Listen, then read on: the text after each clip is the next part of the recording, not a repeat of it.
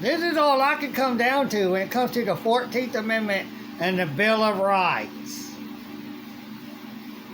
Because the 14th, there's nothing in the Bill of Rights, 1, 2 through 12, that says we the people are to obey the laws of the United States government and the states therein. None of it. The forefathers was all dead before the 13th and 27th were created. Through the 27th. They were all dead. They wouldn't have accepted the 14th Amendment in what I believe. Because then the 14th Amendment subjects everyone that resides in the United States, not the United States of America, in the United States and the states therein, to obey the laws. 1 through 12 doesn't have anything in it that says that. So they took and created a 14th Amendment to make us obey their laws. Even after we reach the age of maturity, where we're supposed to be able to govern ourselves, not have a government of other people governing over us like we're retarded, mentally ill, boards of the government and or the states therein. So the 14th Amendment is in conflict with the Bill of Rights, because if we don't obey their laws, that's in conflict with the Bill of Rights, because we're subjected to obey their laws. The Bill of Rights don't exist.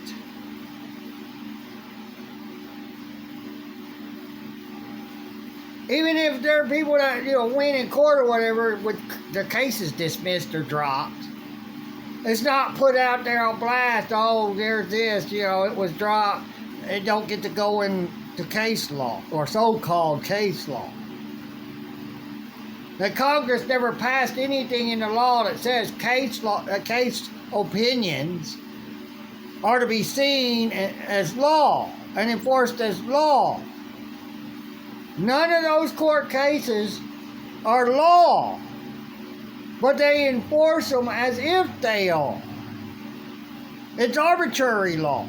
Court case opinions is arbitrary law. The Constitution, no Constitution recognizes it as law. It's just interpreted as law. Not legitimate law. There's either legitimate law or there's arbitrary law.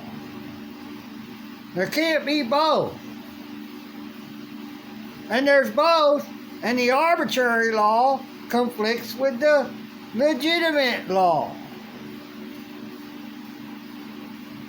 Their oath of office only says to obey the laws of the Constitution and the laws of the states. And so they create arbitrary laws called statutory color of law that conflicts with the Constitution. And then it's, the judges or courts says, when they make a decision, it's on interpretation, and until it's, they see it as conflicting or it's challenged, it can be enforced as law. They don't go by legitimate law, what it says. They interpret it their way. Because a bunch of them are stupid. They don't know how to interpret it the way the forefathers did. They won't look back at the way the forefathers interpreted it. They go by their own. And that creates a conflict of interest. Because they're interpreting it their way. Their opinion. I believe it says this. And then here, boom. I'm right, you're wrong. And you're getting punished, or whatever else, you lose. It ain't about the way we interpret it. It's about how they interpret it. And until we can convince them that they're interpreting it wrong, we ain't got no Bill of Rights. The 14th Amendment was created to eliminate our right to govern over ourselves. They eliminated the Declaration of Independence because the courts don't look at it. They don't pay attention to it. It's somewhere else, out of their mind. And the Bill of Rights pretty much is the same way. They go by the 13th, or really, the 14th and up. They ignore the 13th and below. That's the way they're running it. There's no 13th and below. Arbitrary law that the 13th Amendment was created for to protect us from is null and void. There is slavery, state-sanctioned slavery. Because it says no person. Not states, not persons working as whatever, like the 18 U.S. Codes 241, 242, as it states, a person shall not, person and or persons working under color of law shall not own slaves, treat people as slaves, create laws to turn that could turn people into slaves, arbitrary laws. So it's all based upon statutory color of law of interpretations and assumptions and presumptions and excuses, safety. That's it. Those are the tools they use against us. And they ignore 1 through 13.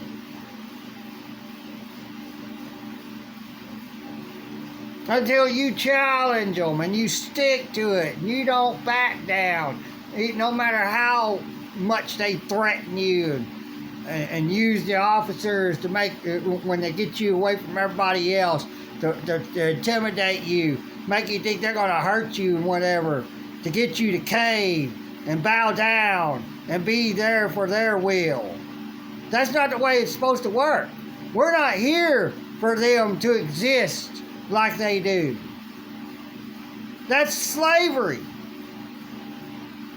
A slave master did that with their slaves, using their slave handlers they hired to intimidate, threaten, murder, hurt, or harm others, to do their will, their bidding.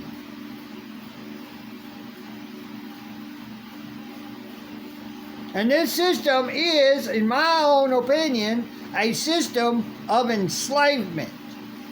They don't buy and sell people anymore. That one thing of real slavery, but it's still real slavery. They just ended the part of buying and selling people. But we're still enslaved to those in control who are the rich. Who had slaves back then? Rich people who had farms, businesses, to force people to work for them, buy people to work for them, go and kidnap people to work for them forcefully. And they had rules, rule of law. So rules are laws that, just like with the slaves of the slave days, rules were laws. You disobeyed the rules, you disobeyed the laws, you get punished. That other men and women create. They created rules. Might as well see them as laws, because if they broke them, what happened? Same thing. You get punished. No victim.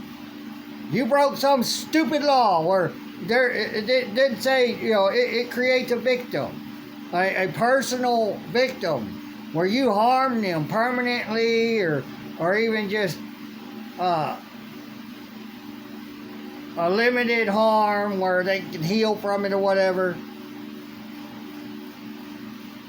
to really get in trouble. It's a system of slavery. That's all it is. The 1 through 13, they don't use it. They go by the 14th Amendment, and that's it. And somewhat of due process. But it ain't full due process, where somebody committed a crime. Yeah, you can see they committed a crime if it was seen. But you're free, because you're innocent, so you're free until they gather up all the evidence they can. And go through it and make sure that they can actually put you through the court system and find you guilty. Because you're innocent until proven guilty. Not, you're just accused of a crime, and then you are taken care of however they want until you're proven innocent or either guilty. That's not how it's written to work. You're innocent, you're free until they can bring you into court and prove you're guilty. Innocent until proven guilty. Not just you're automatically guilty, we're going to put you on blast to the public. Oh, we caught them for this and caught them for that. We haven't given them due process yet, but the public can say, oh, they're guilty, before you're proven guilty. It's not how the system and everything's supposed to work.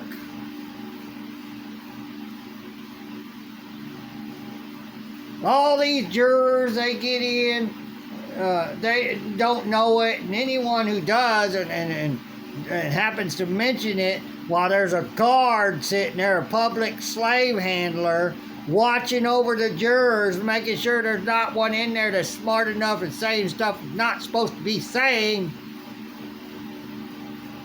that could harm the judge or the system's ability to put you in prison or fine you for enough money to generate revenue.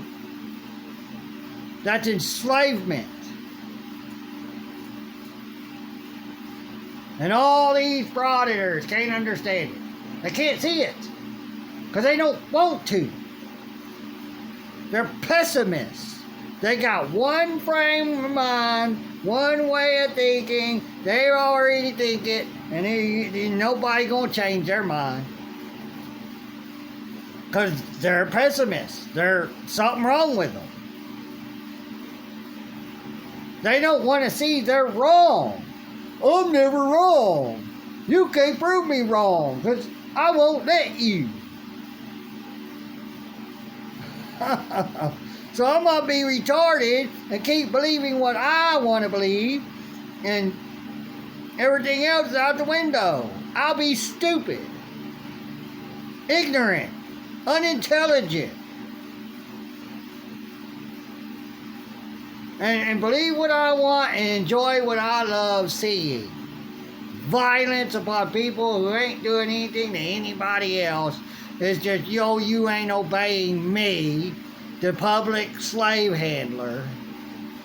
So I'm going to do what I want to you. Oh, they didn't do the ID. They didn't do what he wanted. Oh, yeah, that's obstruction. Oh, yeah. Full-blown retardedness, in my own opinion.